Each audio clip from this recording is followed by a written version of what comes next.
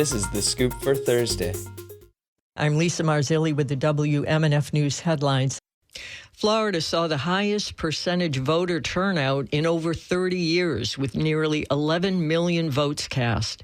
As of yesterday morning, the State Division of Elections reported that over 10,900,000 ballots had been counted out of close to 14 million registered voters. That's over 78% turnout, the highest in any Florida election since 1992, according to state records.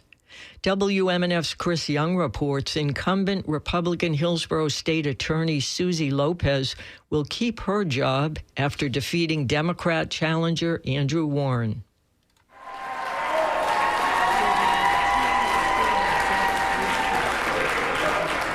Around 75 people cheered for Lopez after her win on election night in Ybor City.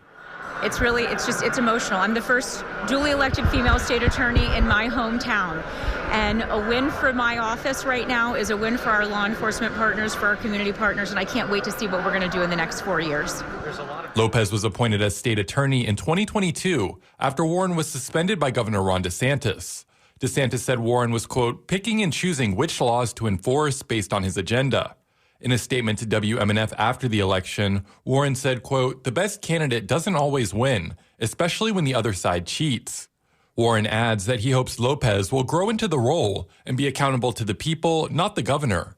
Chris Young, WMNF News, Tampa. The amendment that would have enshrined abortion rights in Florida did not reach the 60% threshold required to pass on election night. Sarah Parker is executive director of Voices of Florida and part of a coalition that put the measure on the ballot. She says despite the loss, organizers of the Yes on 4 campaign are mobilizing to continue their fight to overturn the state's 6-week abortion ban.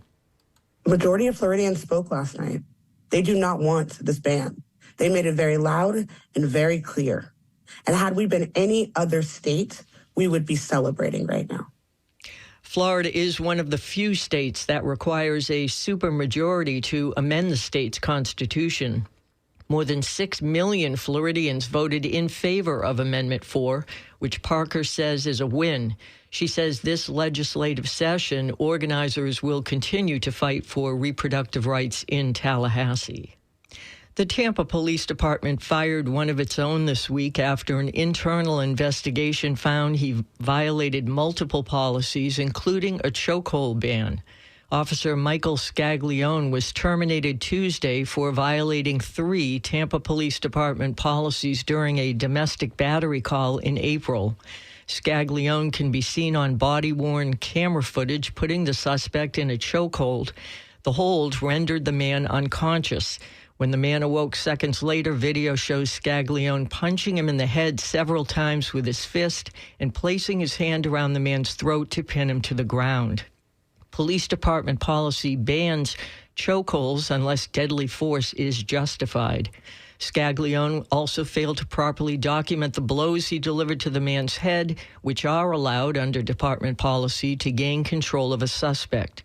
The investigation also found that Scaglione failed to report that a 3-year-old child was present during the incident. Scaglione had been with the TPD since 2016.